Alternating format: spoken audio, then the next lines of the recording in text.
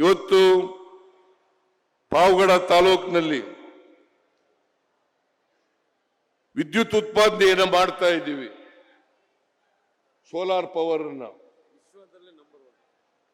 ಇಡೀ ಏಷ್ಯಾದಲ್ಲೇ ನಂಬರ್ 1 ಅಲ್ವೇನ್ರಿ? ಸರಿಯಾಗಿ ಹೇಳಯ್ಯ.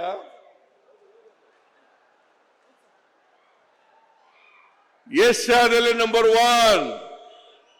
2050 ಮೆಗಾವ್ಯಾಟ್ ವಿದ್ಯುತ್ತನ್ನ ಈಗಾಗಲೇ ಉತ್ಪಾದನೆ ಮಾಡಿ ಅದನ್ನ ಜನರಿಗೆ ಕೊಡ್ತಾ ಇದ್ದೇವೆ. 2050 ಮೆಗಾವ್ಯಾಟ್. ಈಗ ಮತ್ತೆ ಹಳ್ಳಿಗಳಲ್ಲಿ ಅಗ್ರಿಮೆಂಟ್ ಮಾಡಿಸ್ತಾ ಇದ್ದಾರೆ. ಮುಂದಿನ ಇನ್ನು 2 ತಿಂಗಳು 3 ತಿಂಗಳ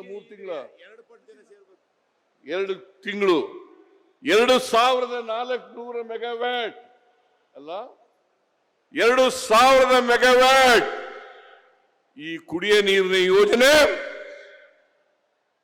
ಸೋಲಾರ್ ಎನರ್ಜಿ ಯೋಜನೆ ಇದು ಆದ್ಮೇಲೆ ಪಾವಗಡ ಚಿತ್ರನೇ ಬದಲಾವಣೆ ಆಗ್ಬಿಟ್ಟದೆ.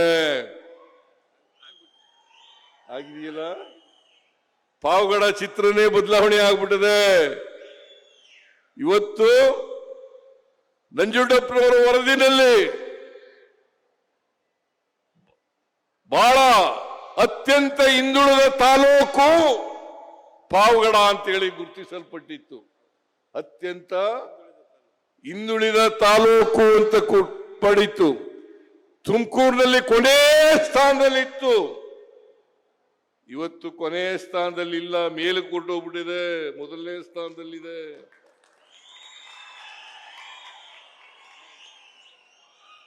ಮೊದಲನೇ ಸ್ಥಾನದಲ್ಲಿದೆ. ಇದಕ್ಕೆ ಯಾರ ಕಾರಣ? ಕಾಂಗ್ರೆಸ್ ಸರ್ಕಾರ ಕಾರಣ.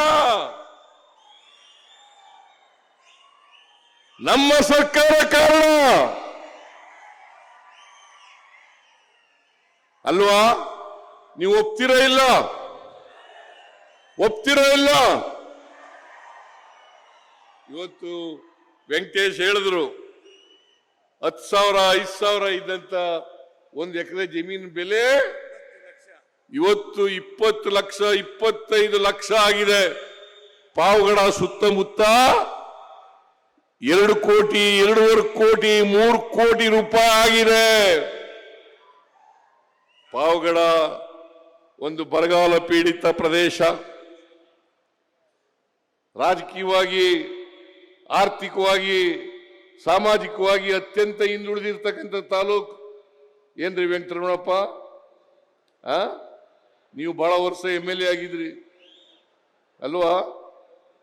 ನಾವು ಮಾಡಿದ್ದು ಕುಡಿಯ ನೀರು ಮಾಡಿದ್ದು, ಸೋಲಾರ್ ಪವರ್ ಮಾಡಿದ್ದು ಈ ತಾಲೂಕಿನ ಚಿತ್ರವನ್ನೇ ಬದಲಾವಣೆ ಮಾಡಿಬಿಡ್ತು. ಹೌದಲ್ಲ? ಹೌದಲ್ಲ?